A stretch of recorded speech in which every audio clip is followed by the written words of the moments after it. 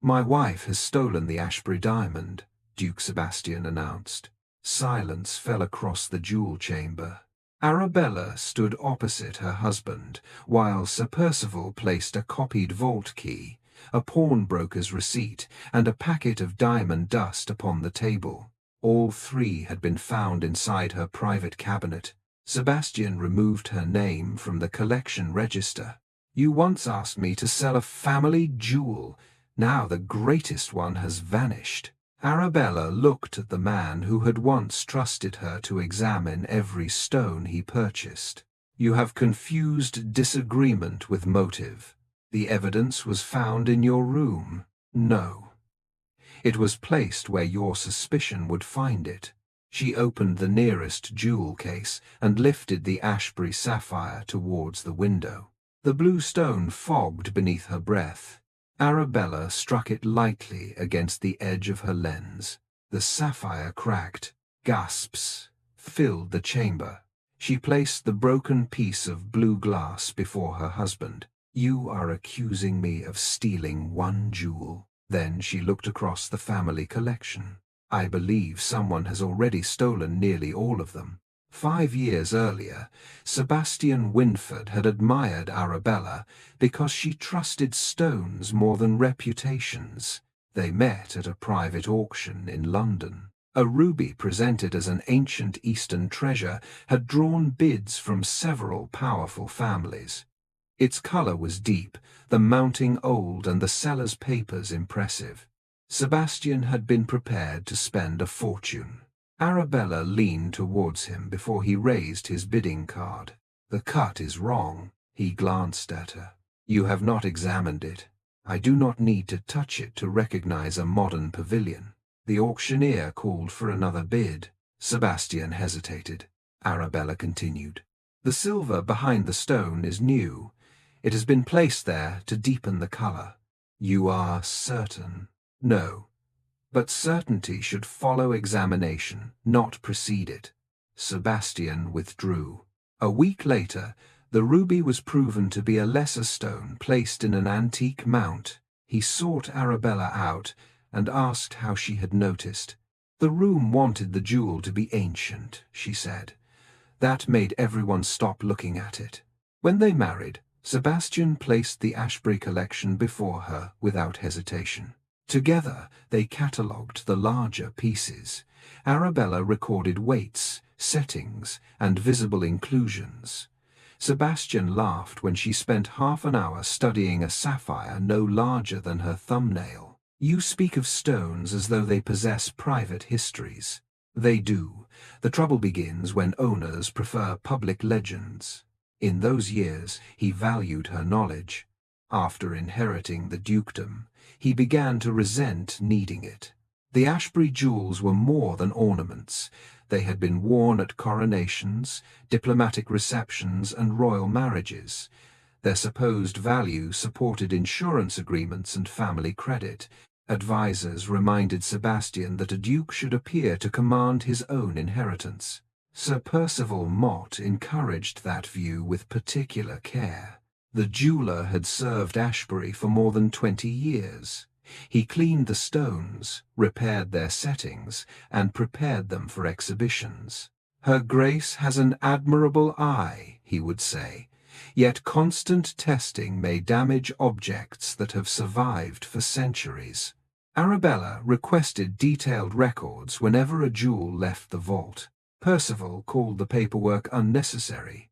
She asked that the name of every cutter and setter be recorded. He warned Sebastian that artisans might begin claiming ownership of family designs. She questioned why several pieces returned from cleaning at lower weights. Percival blamed old scales. Sebastian accepted every explanation.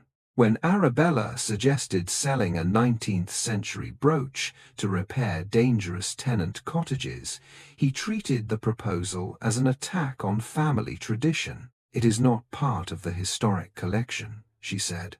"It bears the Ashbury crest. A crest does not shelter families from rain. The jewels are not household funds."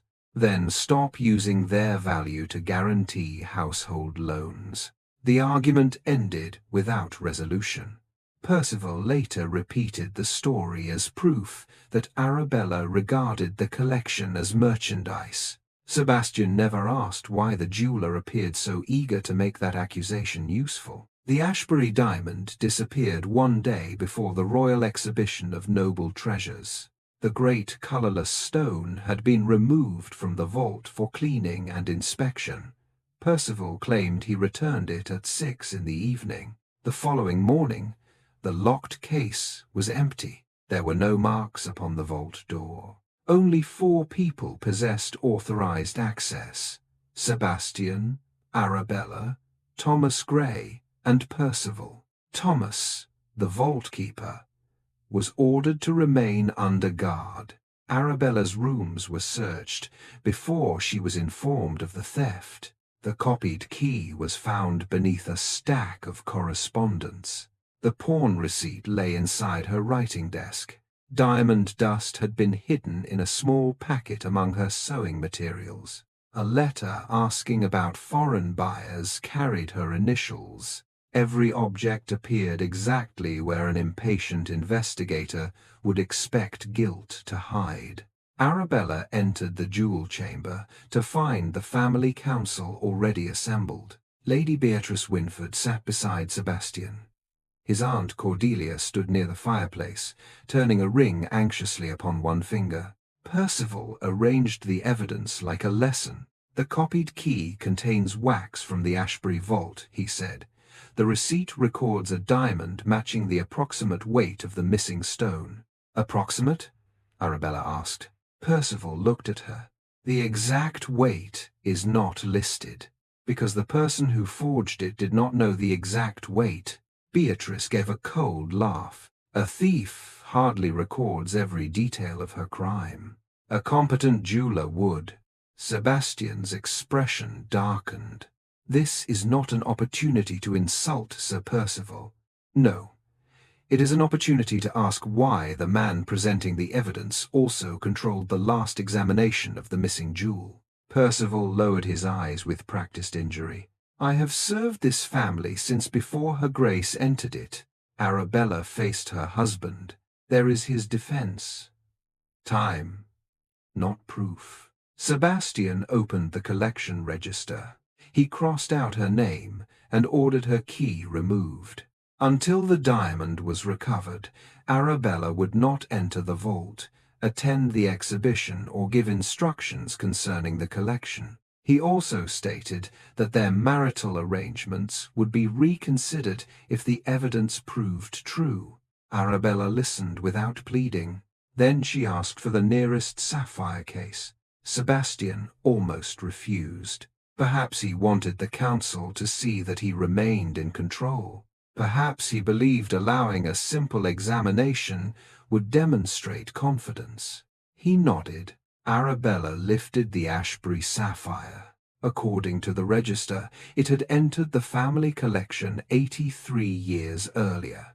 Its internal feather-shaped inclusion was documented in 3 old sketches. She raised it to the light.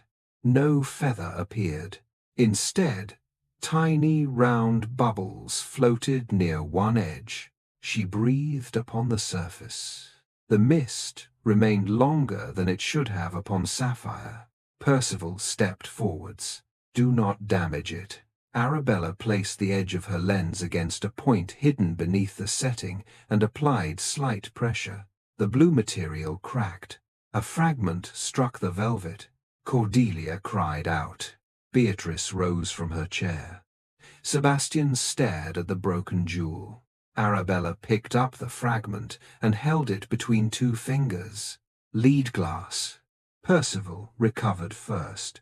"A replacement may have been inserted during an old repair. Then the repair should appear in your records. The records before my appointment are incomplete. You have held the appointment for 22 years. This setting was opened recently." She pointed towards pale marks inside the gold claws. Fresh tool lines crossed the old metal. Sebastian looked towards Percival. "When was this piece last cleaned?" The jeweler paused. 3 years ago. By whom? My workshop. Arabella moved to the ruby necklace. Percival blocked her.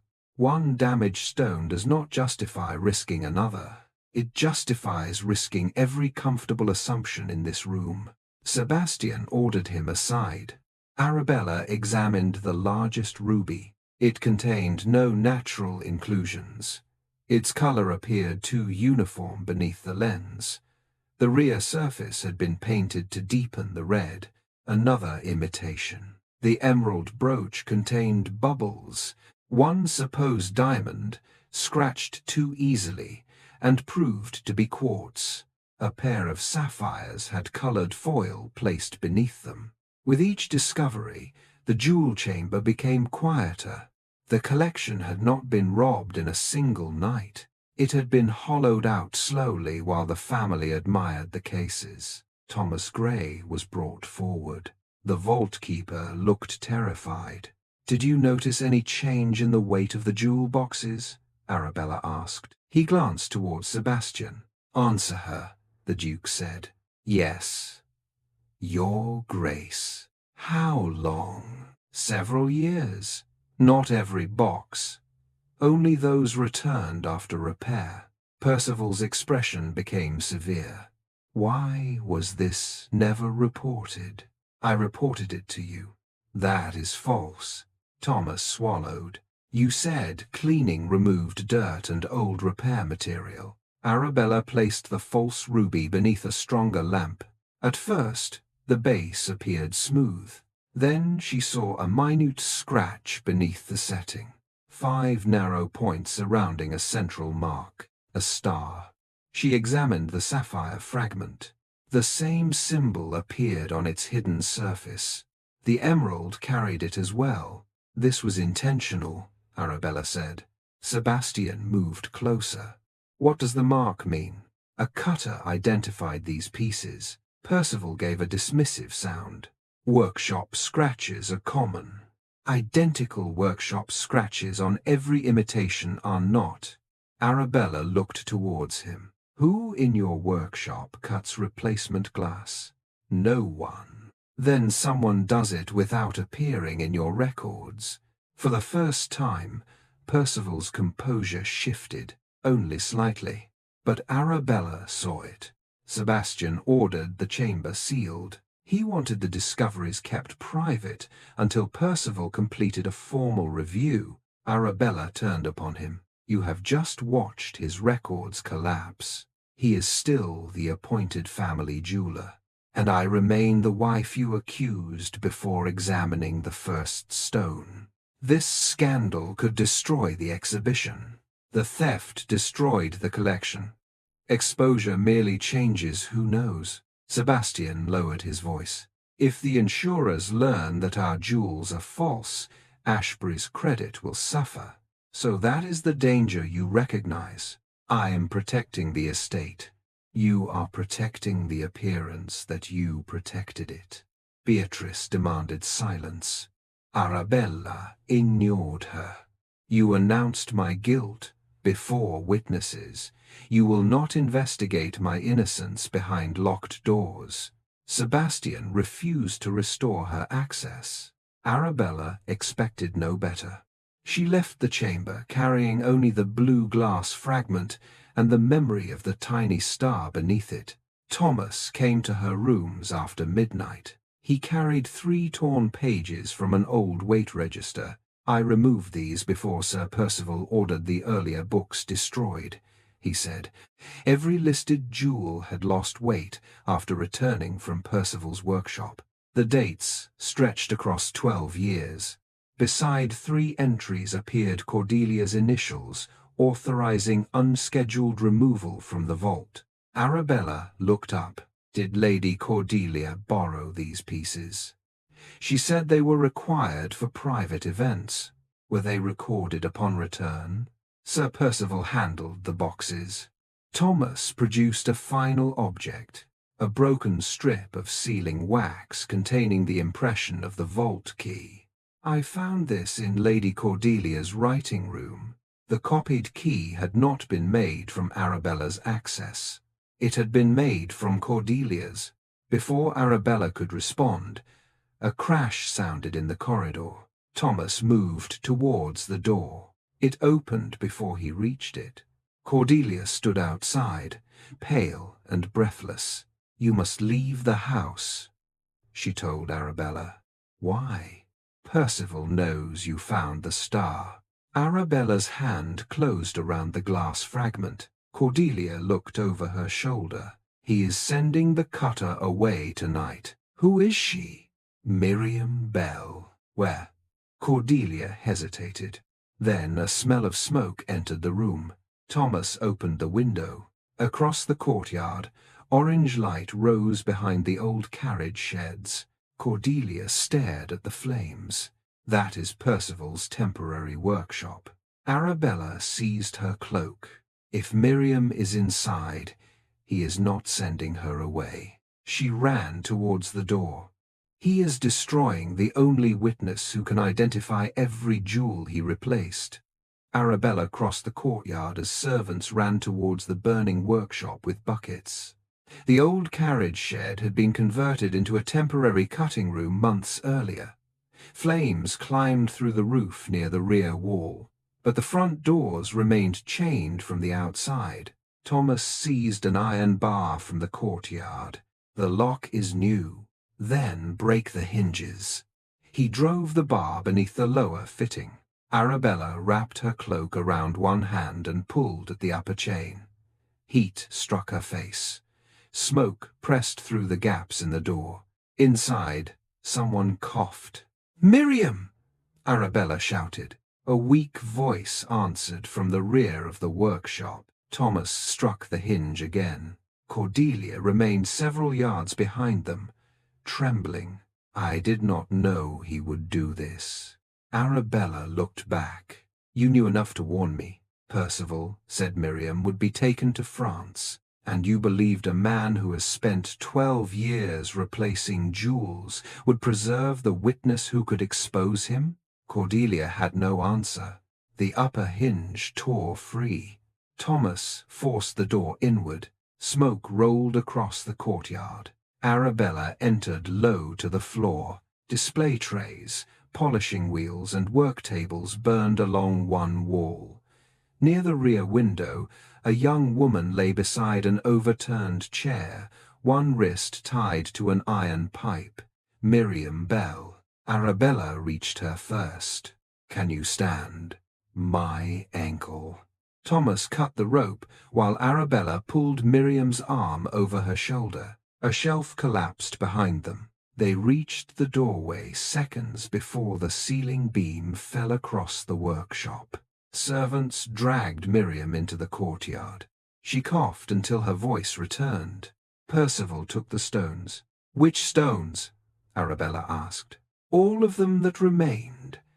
The Ashbury Diamond, the St. George Ruby, the emeralds. He means to sell them tomorrow. At the Royal Exhibition?" Miriam shook her head. "During it. There is a private auction near the river." She reached inside her dress and removed a folded strip of paper. It contained measurements, dates, and small drawings of inclusions hidden inside the real stones. Beside every replacement appeared the same tiny star. "I marked the glass," she said. "I thought if anyone ever examined the undersides, they would know the copies came from one hand."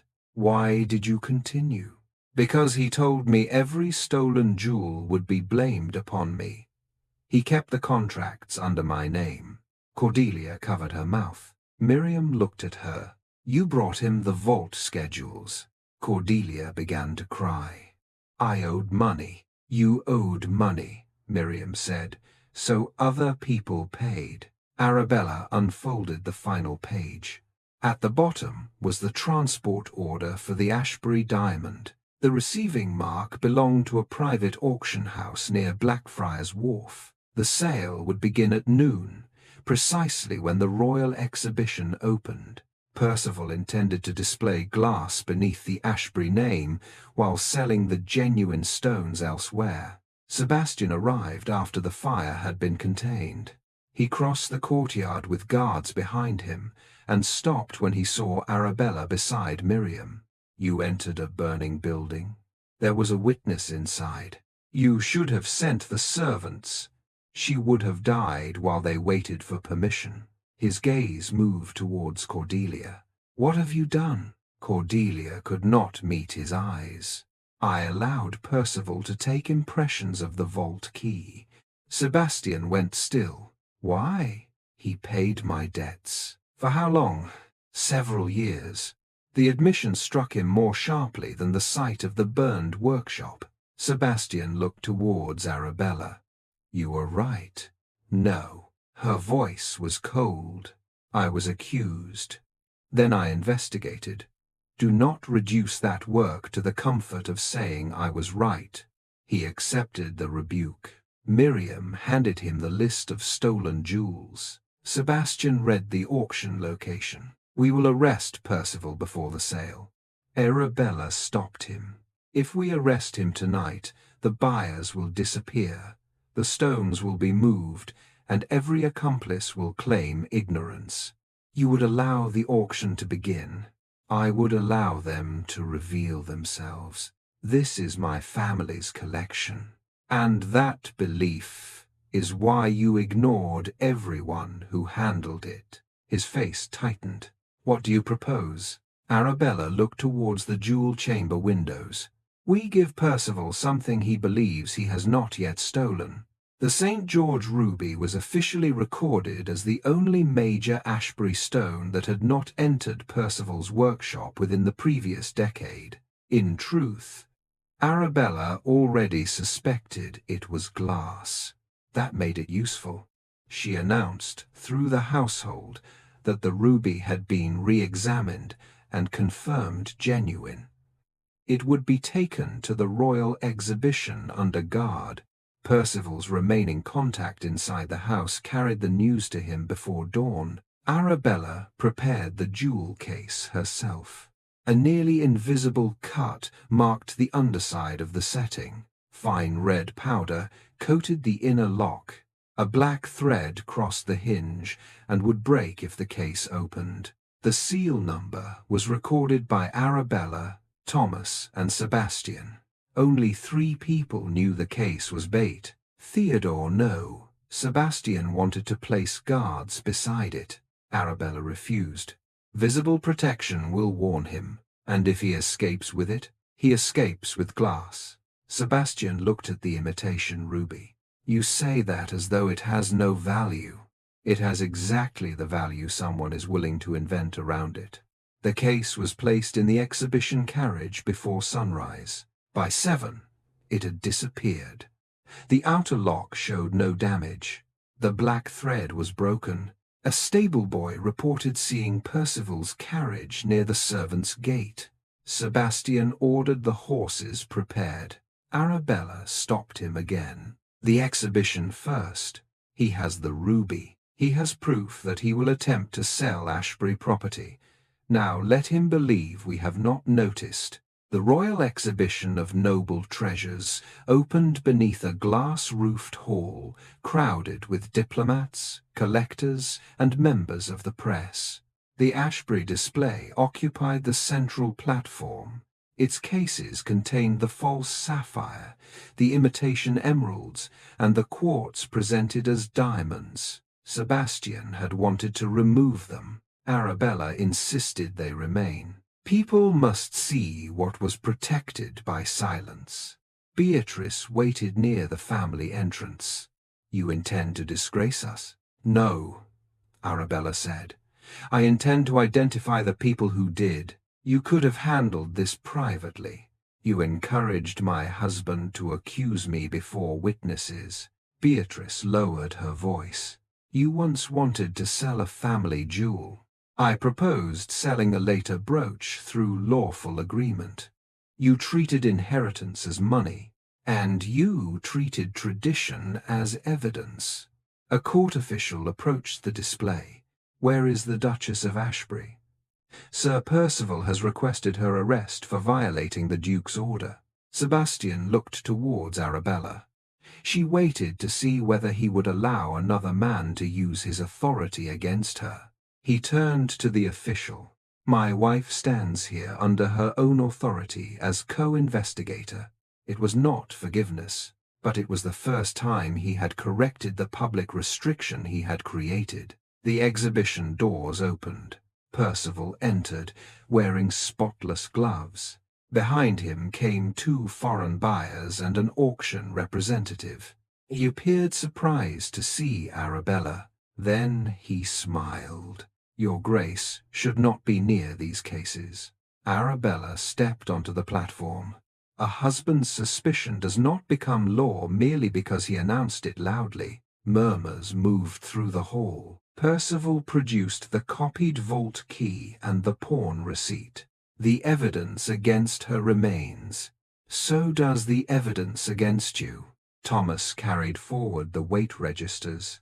Miriam entered beside him. Percival's smile vanished. "You should be on a ship." Miriam lifted her chin. "You attempted to place me in a grave." Arabella opened the first case. She held the sapphire fragment towards the light. "Lead glass." Then the ruby necklace. Painted backing. The emerald. Air bubbles beneath the surface. Each test was performed where the audience could see it. Miriam identified the star beneath every imitation. Thomas displayed the old weights and the later reduced measurements. The locksmith testified that Cordelia had commissioned the copied key using a wax impression. Finally, officers brought in a sealed crate intercepted near Blackfriars Wharf. Inside were packets containing the genuine emeralds, sapphires, and smaller diamonds. Each matched Miriam's drawings. Percival remained composed. Those stones could have been placed there by the Duchess. Arabella looked at his gloves. Red powder stained the fingertips. She held up the empty St. George case.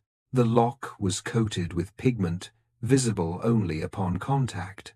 Thomas produced the broken black thread from Percival's carriage. The auction representative confirmed Percival had offered the ruby for private sale that morning. Arabella opened the recovered packet. Inside lay the bait stone. Its hidden cut matched her record exactly. Percival stepped back. Sebastian faced him. "You stole the Ashbury Diamond. I preserved this family's credit while you allowed your wife to question every tradition. You replaced our collection with glass, and no one noticed until she made a spectacle of it." Arabella answered, "That is the danger of surrounding theft with ceremony. People admire the case and stop examining what is inside." Percival turned towards Sebastian. "Will you destroy a servant of 20 years for a woman who wanted to sell your inheritance?" Sebastian looked at the imitation jewels, then at Arabella. She did not ask him to choose her. The truth no longer depended upon his trust. "Take him into custody," he ordered.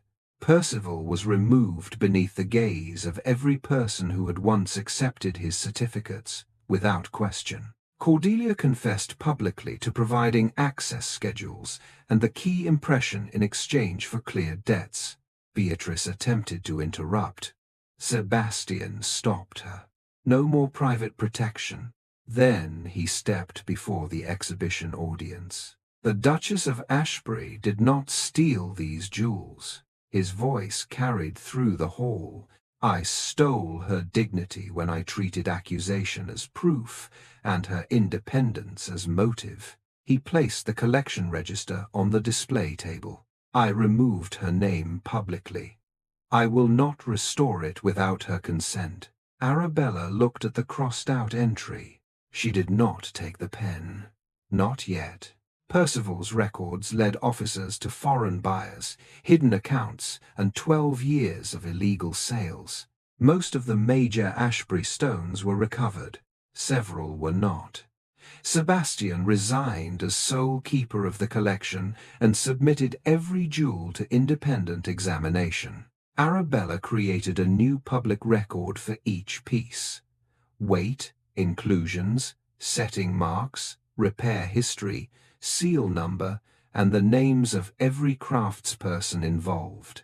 No family member remained exempt from inspection. No jeweler could certify his own work. Miriam's name appeared beside every replacement she had been forced to create, clearly identifying her as a witness and artisan rather than a thief. Months later, Sebastian entered Arabella's study carrying the old vault key. He placed it between them. I once believed this proved who controlled the collection.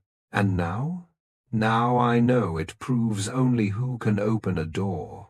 Trust is not a lock, Sebastian. I know. He laid an unsigned inventory beside it. Then begin with this. Question every line. Arabella left the key untouched.